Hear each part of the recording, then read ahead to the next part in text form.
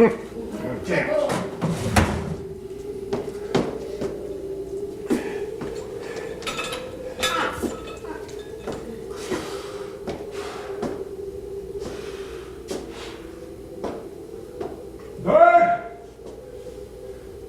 Bird! Where is that woman? Probably out planting wildflowers or bushes somewhere. I swear to God, one day I'm going to wake up and find that she has planted a tree on top of me.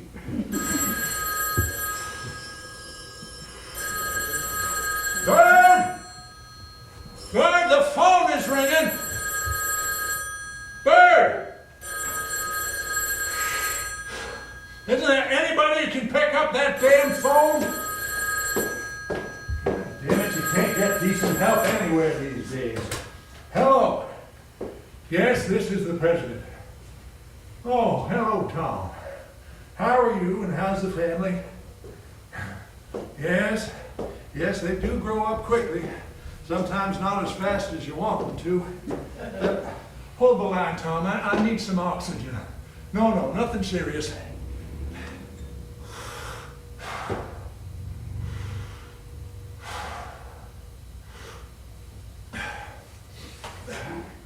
Yes, I'm back.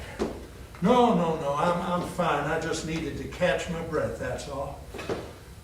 I'm glad you called today, Tom. I needed somebody to talk to. Now, there's no need to call the doctors. There's nothing they can do at this point to prolong the inevitable. And Mrs. Johnson doesn't know, and I don't want her to know either. She'll just get all upset and try to take over the situation. No, I just assume, I'd just like to talk, it's all the same to you. I knew you would understand. This morning? Well, this morning I had to drive around the ranch to survey the deer fencing with Jewel Malachek. You know, though, the deer are getting through somehow. Mrs. Johnson gets so touchy when they do, and then she takes it all out on me. Anyway, I started having difficulty breathing and chest pains. I don't know if it was from driving around thinking about having to tell Mrs. Johnson about the damage caused by the deer, or just being with Jewel in the car. She certainly has a nice pair of tits. Jewel, that is. Mrs. Johnson's just lie there like fried eggs, being judgmental all at the same time. It's enough to make a man impotent. But I digress. What's on your mind, Tom? February. Well, I don't know about February. Mrs. Johnson wants to go to Acapulco then. She thinks the change will help me. I think I am beyond help. What do you think, Tom? Yes.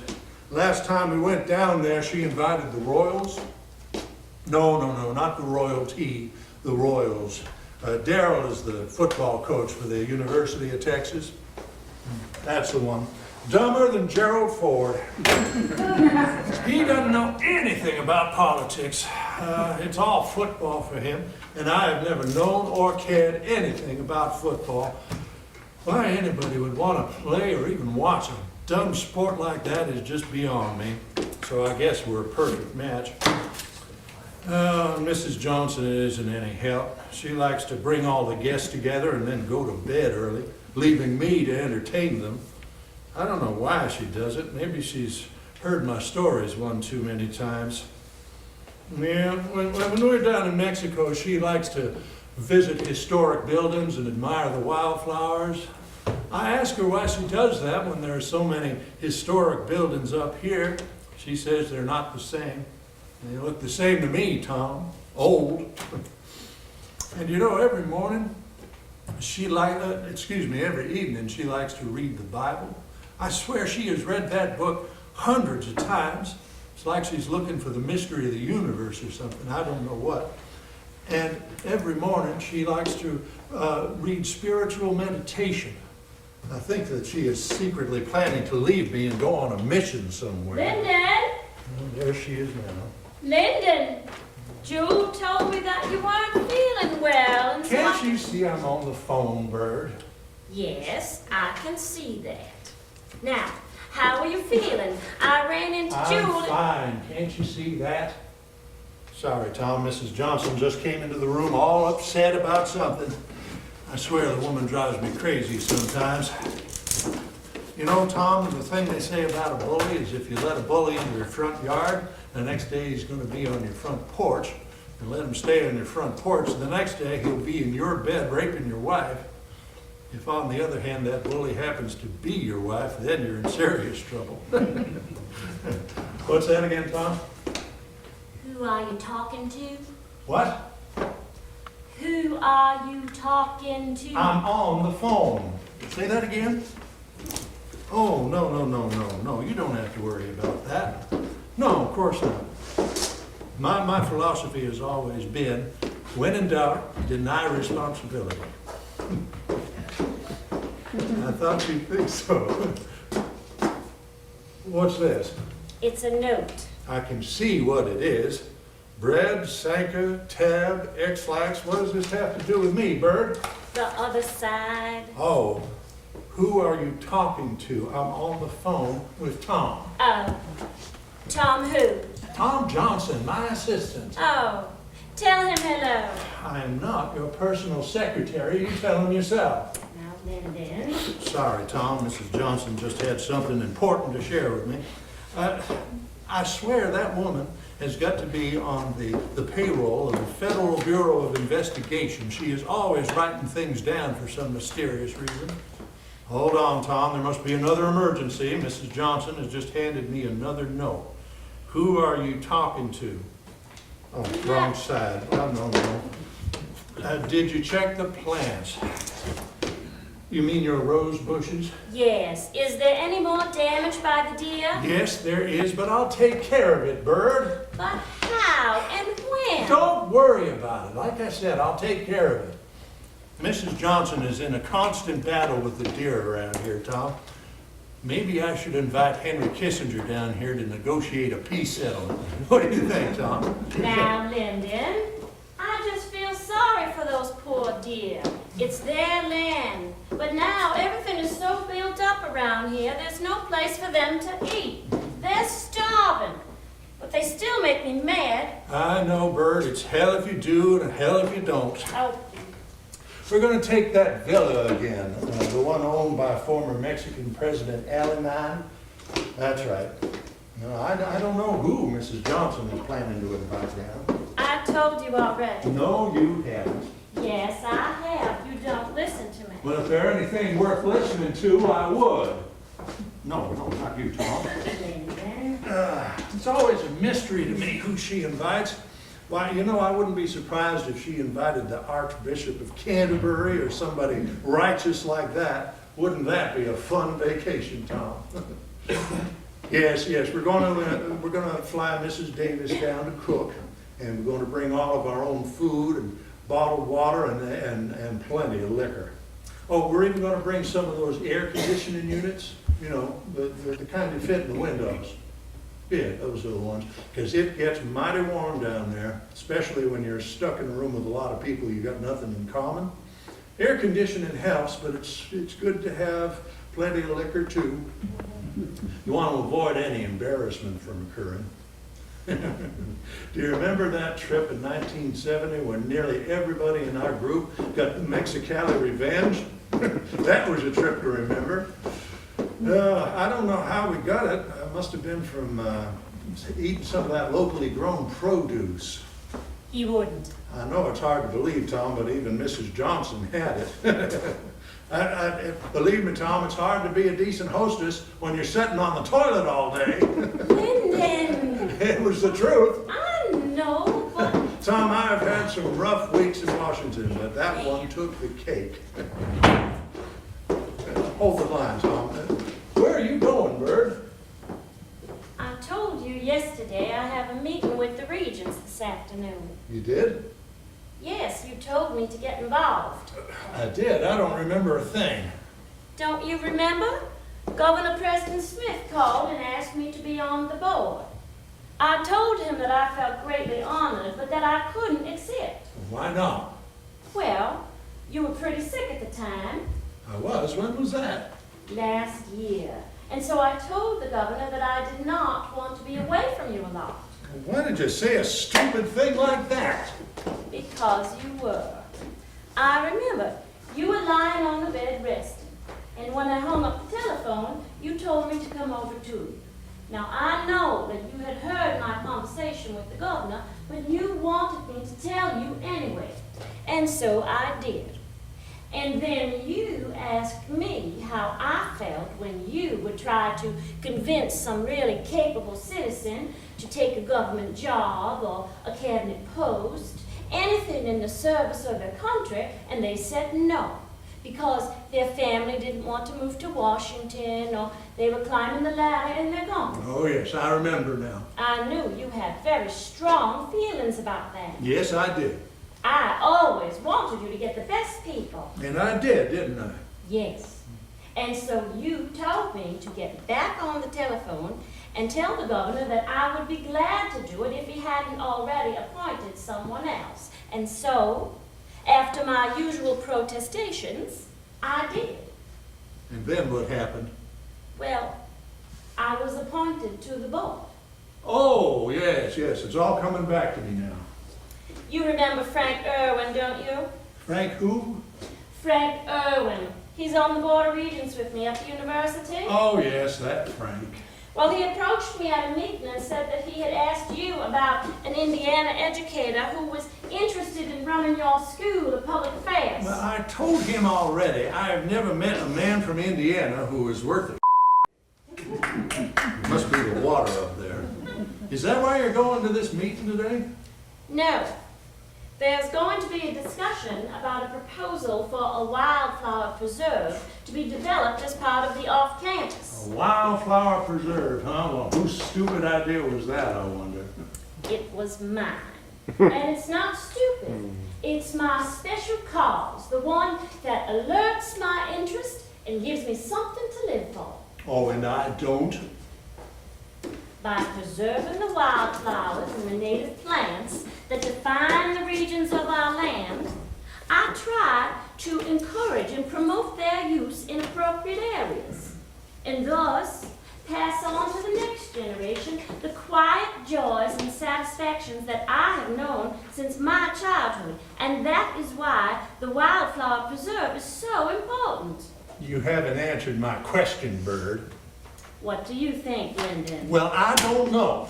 I don't know why you were thinking of replacing me with a crazy idea about a wildlife preserve. I'm not replacing you.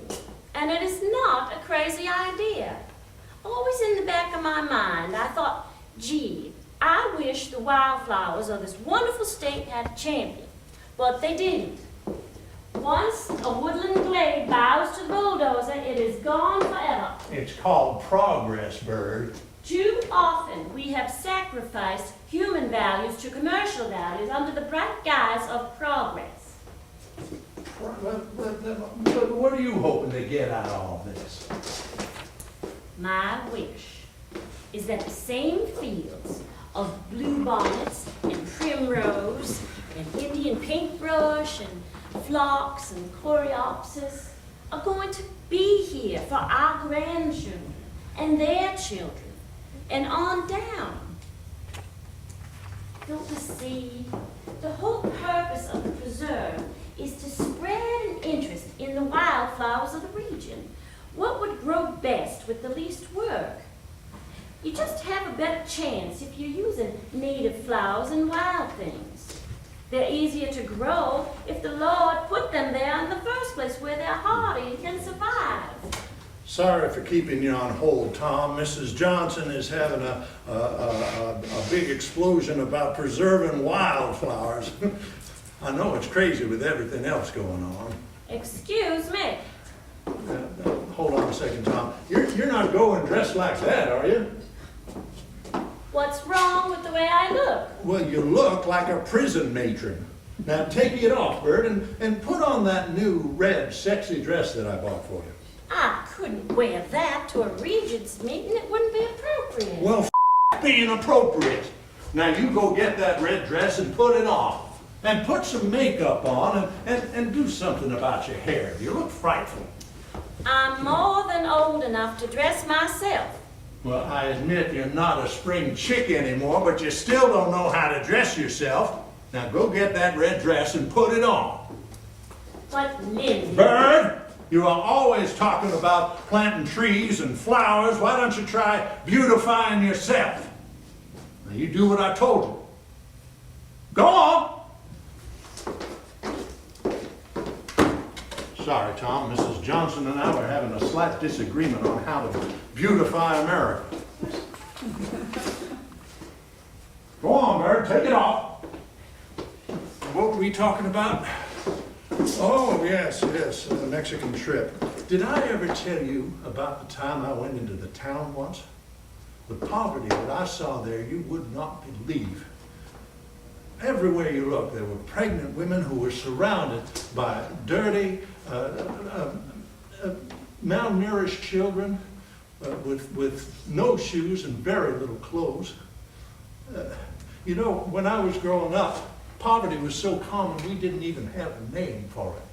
Everybody was poor, but this was different. Come on, Bird, it's for your own good. Through an interpreter, I started to tell the wives about the importance of birth control and the importance of education and how to have small families if they're poor. And when I got back to Texas, I started sending the families packages with birth control pills and vitamins and clothing and blankets. I tell you, Tom, if I were the dictator of the world, I would give all of the poor a cottage, education, and birth control, and I would make damn sure that they didn't get one if they didn't take the other. Poverty must not be a bar to learning, and learning must offer an escape from poverty. That's the one. For heaven's sake. You'll get more bees with honey. Now put it on. No, not you, Tom. No, did I tell you I had a staff meeting this morning with my Mexican field hands? Yes, there are 4 of them. I have to do that every day. Make sure that they know what they're doing with the ranch equipment, which piece of equipment to use and how to use and maintain them. If you don't, everything just goes to hell in a handbasket. Oh, now that's better. I tell you, Tom, I can't go to sleep at night unless I have those meetings. I need to know what they've been doing throughout the day. I need to know that they're looking after the cattle and the chickens. I need to know how many eggs are being laid by my hands. Because I care, Tom. I care. Wait a minute. Aren't you forgetting something? Your shoes. What's wrong with them? They're hideous. They're comfortable. Well, I don't care how they feel. Now go put some high heel ones on and do something about your hair. You look like you're wearing a crash helmet. No, not you, Tom. Your hair looks fine. Yeah, now back to the ranch. I tell you, I have to have those staff meetings. For instance, this morning, I noticed that sign we put up for selling the heifers was still posted. Now, they knew that we had sold them last week, so I told them they had to take it down. Those are fine. I'm telling you, Tom, you gotta watch those fellas every minute. Now, what is the latest on Golda Meir's visit to Austin? She's supposed to come down here in February after her visit with Nixon. And she's gonna need a little vacation after visiting with him. What do you mean you got something to tell me about Nixon? Tell me later.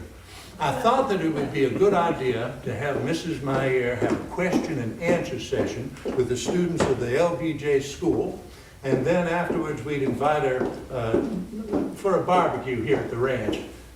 Bird? Yes? Could you coordinate the dinner with Mrs. Davis, and for God's sake, tell her no barbecue pork this time? I'll remind her. Beef would be okay, wouldn't it? I can't see why not. We don't need a rabbi in the kitchen, do we? I don't think it's necessary, but I'll find out. Good. They get real touchy about little things like that. Now, Tom, remember, just get her in and get her out. Mrs. Meir has said that her people don't have a home, and that is their whole, what? No. She said that is their secret weapon against the Arabs. The Arabs don't want them. And for God's sake, we don't want her getting the idea that she could start a settlement down here. The people of Austin are mighty friendly people, but I think that would be asking too much. Oh, I don't know what her problem is. You know, I don't think that she ever completely trusted me or the U.S. after what happened to President Kennedy. I think she always thought that there was more involved than the Warren report was reporting on. The Warren Commission report. Now that's a story in itself. Did I ever tell you about how I got Dick Russell to be on the committee? Because Dick Russell did not want to serve with Chief Justice Earl Warren. And I said, Dick, it has already been announced, and you can serve with anybody for the good of America. And as he tried to squirm away, I grabbed him and I said, listen, this is a question with a good deal more ramifications that are on the surface, and we have got to take this out of the arena where they are accusing Khrushchev and Castro of doing this and doing that, and taking us into a war that could kill 40 million Americans in an hour. Do you want their blood on your hands? No, I never did believe that Oswald acted alone. There were others. Please, please, don't go into this again. Bird, I am not talking to you. Don't you understand? I want it to go away more than anybody wants to, but the ghosts of the past won't leave me alone. Can't you see that? Sorry, Tom, where were we? Oh, yes, the commission. You know, after the commission reported in, I asked Ramsey Clark to quietly look into the whole thing. And he came back to me 2 weeks later telling me he couldn't find anything new. Do you believe that? Couldn't find anything new. I thought I had appointed Tom Clark's son. I was wrong. But we weren't talking about the commission, were we? No, I told Mrs. Maher that although she had lost a great friend with Mr. Kennedy, she had won a far greater one with me. But she never believed me. And everything that I did, from providing bombs and fighter planes to giving her support during the 1967 war, wasn't enough. Some people are like that. They forget everything you've ever done for them. What's that, Bird? I said. You know, I'm still on the phone. You know, Tom, I never did. Life was never the same with me and Russell after the approval of the Equal Rights Act. No, I simply could not stand by and watch as the Negro and all the others were denied the vote. It wasn't right. And then when I nominated Abe Fortas for the Chief Justice position, he wouldn't even return my calls. Little men are like that. Now, Tom, what's the story now with the Los Angeles Times investigation about the state park that's going in across the street from the ranch? I know it's got my name on it, and it's across the street from where we live, but it's just a coincidence, that's all. I told you it would cause a stir and not to do it, but you wouldn't listen to me. I don't know why, but I have never been able to establish a rapport with the press or with television. It's like they never understood me or even wanted to. If you could only learn to control your temper at times. What are you saying now? I said, losing your temper is one of your biggest faults. I don't lose my temper. Oh, you don't? What about your recent outburst with that young Houston reporter? Who was that? I believe his name was Mr. Rather. Oh, him. The fact that the man is a reporter shows evidence of some flaw of character. I had to get into the car and go after him, apologizing for your tirade. Chasing him out of the house like that, it's embarrassing. People with manners don't behave that way. I found him walking dejectedly toward the highway and asked him to please come back and have some punch, apologizing for your bad behavior. I told him, I'm sorry, Mr. Rather. That's just the way Lyndon sometimes is. You don't have to apologize for me. You don't ever have to apologize for me. Now, Lyndon, I was only trying to... I know, but I don't like them. Don't you understand that? I've done my time with that bunch and I'm through with them. There's no objectivity left anymore. Everything is advocacy reporting.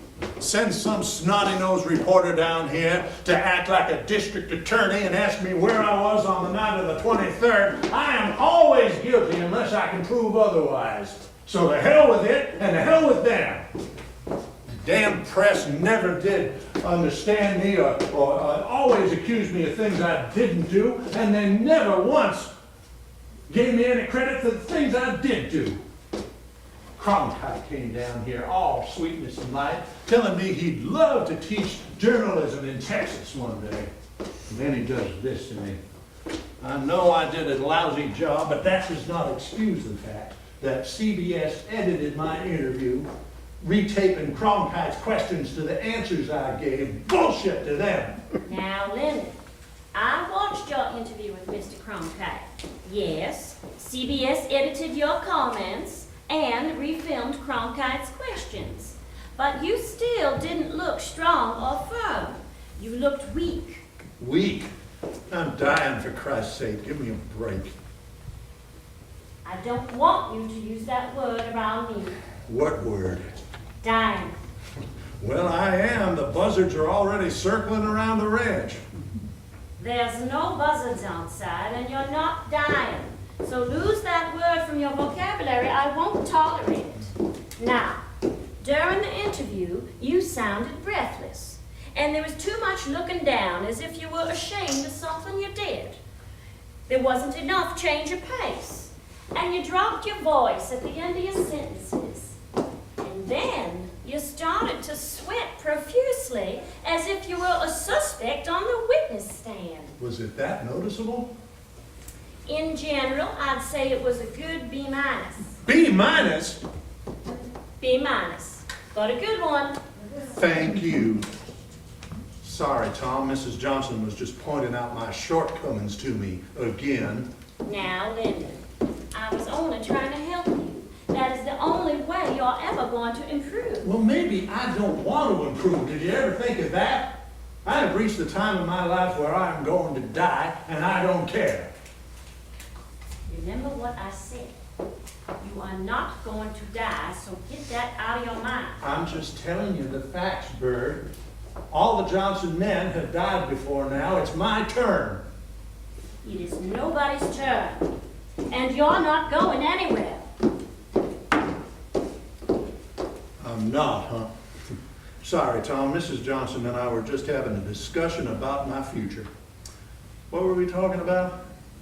Oh, yes, the press. I tell you, Tom, if tomorrow morning I walked across the top of the Potomac River, the afternoon headlines would say, "President can't swim." It was always different for Mr. Kennedy. He was disastrous as a congressman and as a senator. He was always out kissing babies while I was out passing bills. He didn't even know how to address the Senate chair, for Christ's sake. Oh, but he had the squealers who followed him around. No, the squealers, you know, the girls who giggle and the people who are just happy to be with you. We all have them, but Kennedy was the only one the press saw fit to report on. He certainly had a way with women. I heard that during the campaign, Mr. Kennedy was having sex with as many as 6 women a day. Well, that's all he was good for. If only he'd used some of that time and energy to do something constructive and good. Depends on who you talk to about doing something good. And then there was Bobby, the other one. I heard he had a difficult birth, premature. Well, that does explain a lot. You know, Tom, I never did understand him or why the press and television built him up into such a dramatic figure. The Kennedys weren't afraid of television like some people. What are you talking about, Bert? I'm not afraid. You are too. I don't think you've ever been really comfortable with television. Not comfortable with television? I own TV stations, don't I? You may own them, but as far as using it as a tool of political persuasion, I don't think you've ever really made friends with television. I don't have to make friends with anybody I don't like, especially television. Now, Lyndon, with an attitude like that, I don't think you could be elected today in Texas. You don't know what you're talking about. Sorry, Tom, Mrs. Johnson and I were just having a discussion on the influence of the media in modern politics. The American people aren't that stupid. What were we talking about? Oh, yes, Bobby Kennedy. You know, I never understood why the press was so charmed by him, but they were. He was like a rattlesnake charming a rabbit. That was Bobby. You know, he didn't even want me to be on the ticket in 1960. I remember he came into our room at the Biltmore Hotel 3 times to try to get you to say that you wouldn't run. He was very persistent. I thought it was unthinkable that they would want me, or that I would even want to be on the ticket as vice president. But then, after Mr. Kennedy won the presidential nomination, he called you right away and said he wanted to talk to you. He said that he wanted me to be on the ticket, and I said, you want a strong House majority leader to help you pass your program. I cannot say that I was really in favor of your accepting the vice presidency. I didn't want to be the vice president either. In fact, I didn't even want to be president. I didn't want to lead the Senate. It all happened so fast, and I was unsure that it was the wisest course, but your role as majority leader of the Senate had played out. Played out? What are you talking about, Bert? You've done all you could do. I guess you could say that the orange had been sucked dry. One could say that. Thank you. Anyway, Tom, Rayburn came to me, and he said that he had heard they wanted me on the ticket too. And he said, don't get into that one. And I said, I had no intention of running. And then he had to be drinking to think that I had. So then Kennedy, he said, I said to Kennedy rather, Rayburn says that he's against it. And my state will think that I ran out on him. And Kennedy said, well, you just think it over and we'll talk again at 3:30. And then, pretty soon, Bobby Kennedy came back into our hotel room. He said that Jack wanted me, but he wanted me to know that the liberals will raise hell. He said Men and Williams will raise hell. I thought I was talking to a child. I said, piss on Men and Williams. Now, Linda, you shouldn't use vulgar words like that. It isn't common. Bobby said, you know they'll just embarrass you.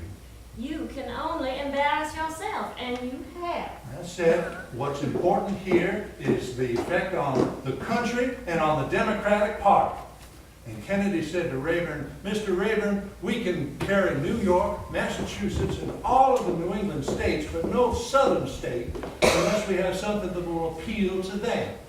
Do you want Richard Nixon to be president? He called you a traitor. Well, Rayburn came to me a little later, and he said, I think you ought to do it. And I said, how come you're telling me this morning that I ought to do it when last night you said I shouldn't? And he said, because I am sadder and wiser and smarter man today than I was last night. Richard Nixon will ruin this country in 8 years. Now, Tom, you said you had something to tell me about Nixon. What's he done now? He did what? What did he do? Well, how convenient. There's more? He did what? He can't do that to me. What's he doing now? He's trying to kill my lady. What? I said he was trying. Linda!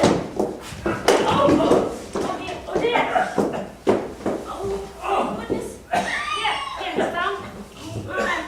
Be calm, dear. Be calm.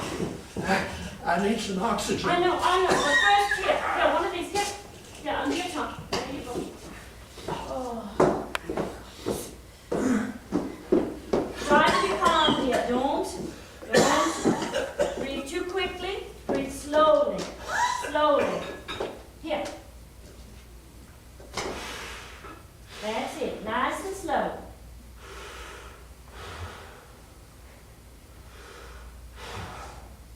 Do you think you can sit up? Should we give you a sit? Are you all right, Lyndon? Should I call the doctor? No, I'm fine. Just get me the phone. Phone? We should be calling the doctor. This is happening too much. Oh, you get yourself in such a state and then you... Sorry, Tom. Yeah, no, I'm still here. I guess I just wasn't ready for the latest news. You know, Tom, I once told Nixon that Being president is like being a jackass caught in a hailstorm. You just gotta stand there and take it. I guess he's been standing in that storm a little too long, and it has affected his thinking. What is he doing now? He's trying to destroy this country. I know that, but what in particular? I'll tell you after I'm through talking with Tom. Will you ask him about Pat? Pat? Pat Nixon? What's Pat Nixon got to do with anything? No, Lyndon. Pat Nugent, your son-in-law? What about him? Oh, well, Tom, as I was saying, the press always liked the Kennedys more than they did me. I've told Mrs. Johnson I don't want any of those reporters on this ranch. I've told my ranch hands to chase them off if they see any of them. Lyndon, ask Tom about Pat. All right. Tom, I wonder if you would mind having a little talk with Pat. Pat Nugent, that's right. Would you ask him if he wouldn't come back to work for the Johnson Radio Company? I don't think he's happy at the bank. Well, no, he hasn't said anything to me, but the last time he was at the ranch, I gave him a cigarette lighter with my name on it, and I said, for God's sake, don't embarrass me by leaving it behind at a whorehouse someplace. Lyndon, you didn't. And he got all red and started to get fidgety, like he was caught with his hand in a honey jar. Maybe it's my woman's intuition, but I think Pat's doing something down there at the bank that he shouldn't be doing. It's probably that red-headed receptionist with the perky tits, but I don't know that for sure. I know it is. But Lucy Baines has been complaining to Mrs. Johnson that she is not happy. And when Lucy Baines is not happy, Mrs. Johnson is not happy, and then she makes my life miserable. Now, Lyndon, I do not. I'm just trying to bring peace to this family. You are trying to involve yourself in things that don't involve you. Lucy is my daughter, and I am concerned about her welfare and happiness, and that gives me the right to be involved. Bird, you are becoming an overbearing pest again. I am trying to keep this family together. Tom, I have learned that there are only two things necessary to keep Mrs. Johnson happy. First is, let her think she's having her own way. Now, Lyndon, And second is, let her have it. well, Now, I understand you're looking to become the next editor of the Dallas Times-Herald, and I think that's fine. Jesse Kellum needs to retire and step down. He's 73 years old, and way past his prime, for God's sake. Yes, I would like for Pat to become the new chief executive of the station. I hope you would agree. Thank you for calling me, Tom, and for listening while I talked your ear off. There were so many things that I needed to say. Thank you for listening to me and for being my friend. My love to your wife. Are you satisfied? not until it happens. You always had a resentment about Pat. I like Patrick, but he's a Catholic. Well, so is Lucy Baines. I know, but two wrongs does not make a right. You were going to have a coronary when you heard that she was going to announce to the world that she was converted to Catholicism. I'll not deny that I was upset. I always felt she was doing it to get attention. Do you think so? I know so. Remember that white lace dress she wore on her baptism? It made her look about as inconspicuous as Bridget Bardot. She was shameless. She did attract a lot of attention, didn't she? And not in a good way either. She loved rubbing our noses in it as if she was born with a rosary in her hand. You were always too lenient with her, Bert. I certainly was not. I don't understand how it happened. I was a member of the church, of the Christian Church Disciples of Christ, and you were an Episcopalian. You don't think the Kennedys had anything to do with it, do you? Oh, no, I don't think so, but I you'll wouldn't- never know. I wouldn't put it past them. I still don't understand. understand why she had to be so militant about her rebaptism. Remember how her rebaptism inflamed the ire of the Episcopal Church, reaching the front pages? It seemed as if she was doing it just to spite us. Well, why would you do that? You don't know women, do you? Well, I've been with plenty. Does that count? No. But I'm used to it. Because I like for women to like you, and I know you like them. But you know, sometimes I think that Lucy did that just to draw focus away from her own sister's social life. You think she'd do something like that? I'm quite sure she might. And I think it was even more so during the time when Linda started dating that George Hamilton. Yeah, I always thought he was using her for publicity. I didn't like him. But I did. He was extremely good for her. He really brought her out as a woman. She was already a woman before she met him, and he did nothing but contribute to the rivalry between my girls. Besides, I always thought that Lucy was so intelligent that she'd be able to earn her own way, and she didn't need a man. And then, well, Lucy being so pretty and so feminine that she would always have some young fella looking to make a living for her. Now, Lyndon, have you taken your medicine today? Yes, I did, but I don't think it's doing any good. Why not? Because Tom just told me that Nixon is planning to announce a ceasefire in Vietnam. That long war is finally coming to an end. That's good news, isn't it? Our boys are coming home. But don't you understand? We are in a battle as long as Vietnam needs our help and wants our support to protect its freedom.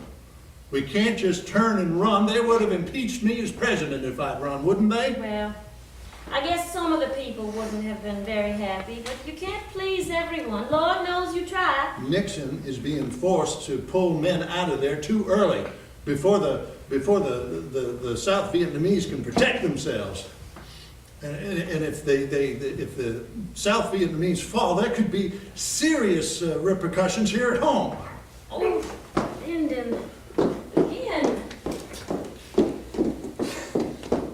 Keep doing this. You talk about these things. Why must you keep getting yourself all worked up?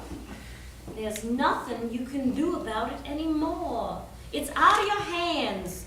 Now, calm yourself. When you think about what the South has been through and what the government has been up against, it is nothing short of a miracle that they have been able to keep things together for this long. Here's your oxygen.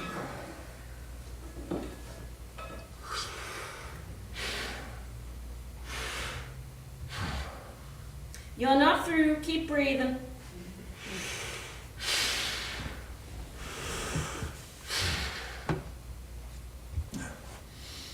Two is no saint, but you gotta admire the way he has kept things together under the worst conditions imaginable.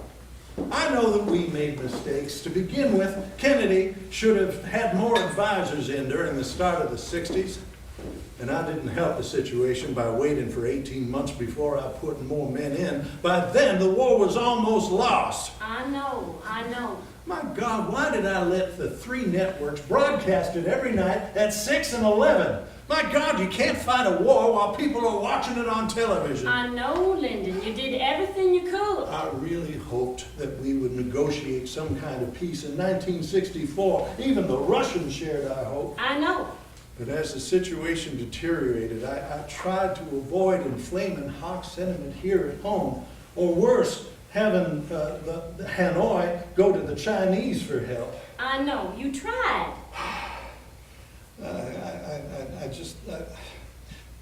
They say that I use the Tonkin Gulf as an excuse. Hell, they hit us there twice. The first time they hit us, I did nothing, hoping that it was a mistake or that it wouldn't be repeated. But when they hit us a second time, I was forced to act. I know you were, but you're getting yourself all worked up again.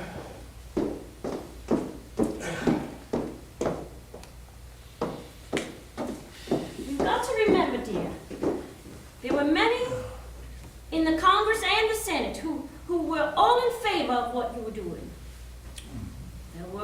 some that weren't, like that Senator Fulbright. No, don't even mention his name.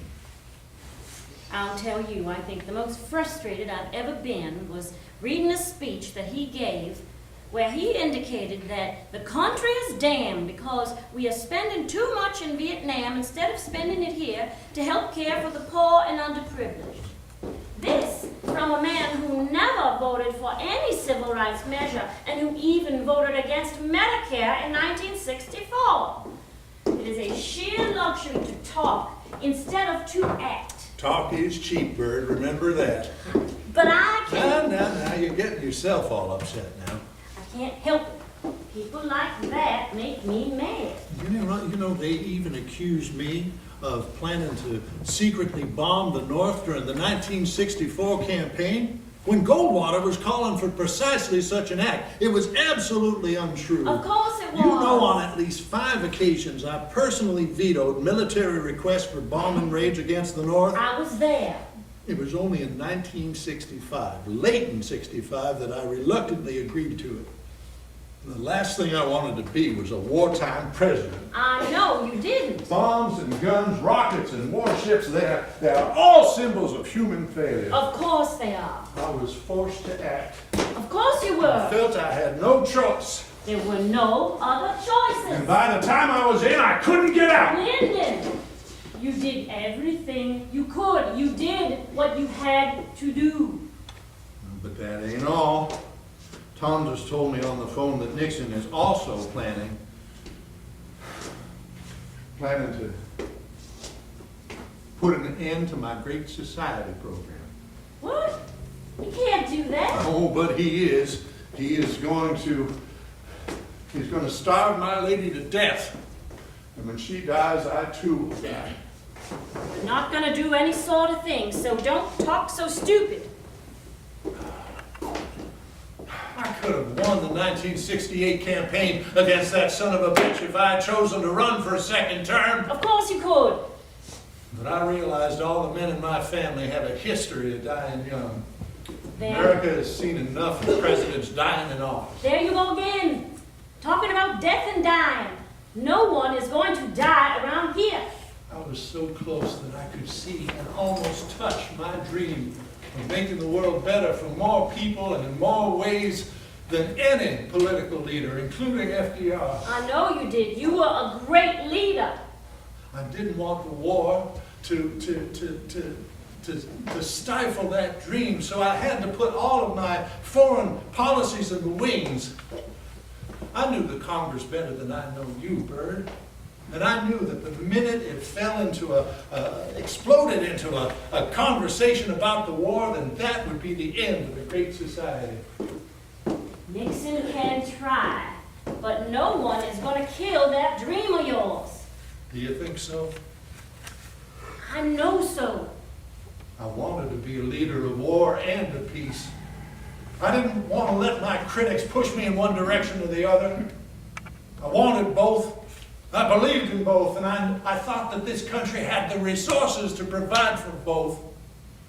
After all, this country was built by pioneers who had a rifle in one hand to kill their enemies and an axe in the other to build their homes and to provide for their families. I keep having that nightmare again, where I'm tied to the ground and thousands of people are running at me, stoning me and calling me traitor, coward, weakling. You're here with me, and no one is going to hurt you. Do you think my courage will be questioned? No one will question it. Billions of dollars were spent building bombs when they could have been used to rebuild this country. Don't beat yourself again. You did your best. You are the best. Don't you have your Regents meeting to go to? I do, but I can't leave you like this. Well, now you've got to go. Who's going to fight for that crazy idea for a wildlife preserve if not you? Wildflowers Preserve. Yeah, whatever you want to call it. This is important to you, and you have got to go and fight for it. But you're important to me, and I can't leave you like this. Well, you've got to go.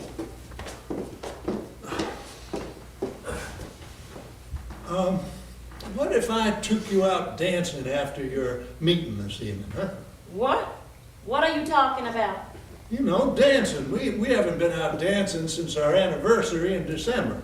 Oh, you mean that time when you danced with all the other women at the club but me? I danced with you. Only when I asked you to. Now, do you want to go out dancing with me or not? Well, yes. But you're in no condition to go dancing. Well, what if I agree to lie down and get some rest while you're out preserving your wildflowers? All right. As long as you promise to behave yourself. I will. I love you. Always have. Warts and all. I know, Bert. Now, you better get going. They're not going to wait for you. But I... But nothing. Now, you go on. You go on and do some good.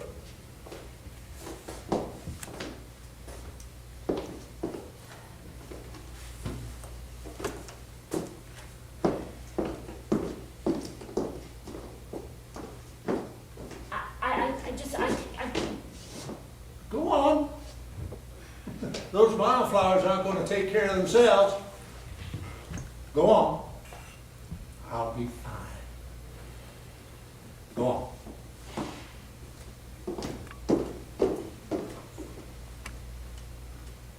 And make me proud of you, like I always have been.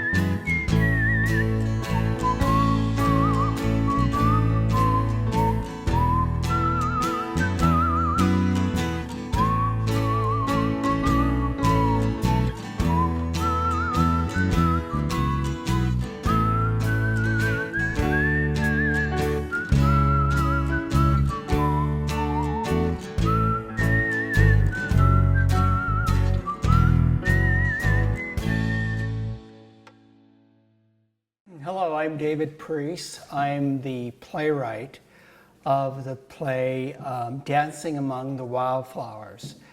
This is the third play in a trilogy of plays that I wrote recently about three of the most dynamic presidents of the last century, and that was John Fitzgerald Kennedy, Lyndon Johnson, and Richard Nixon. Lyndon Johnson was a very dynamic man. He came from nothing in Stonewall, Texas, from a very poor, impoverished family. And he, at a very early age, became an idol of the work that FDR was doing. He saw the need of bringing the populations up and giving them decent jobs and education and infrastructure and art. And he wanted to continue that. Dancing Among the Wildflower, it takes place the morning of the last day of Johnson's life, and he was at the Johnson Ranch, and he was a man very much in control of the ranch and of the details, but he was also in a very failing health. He probably had congestive heart failure. His heart was so bad that he couldn't breathe at times, and he was in constant pain. But he didn't want to show that to the people that he worked with, to the people that he loved. He wanted to show that he was in control.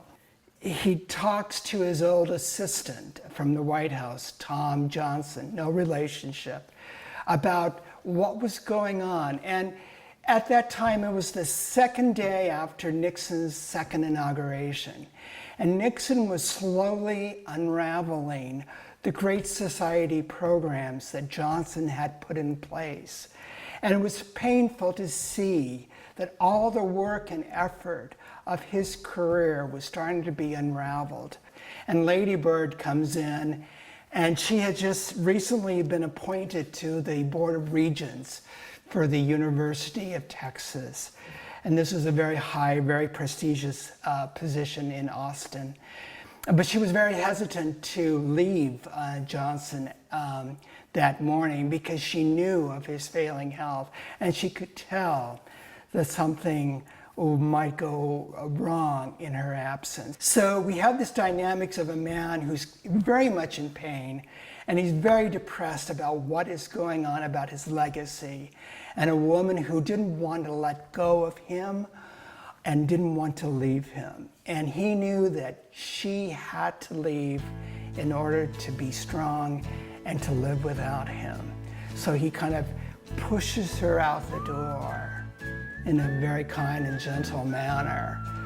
But he had to do that because he knew that his days and his time was very limited.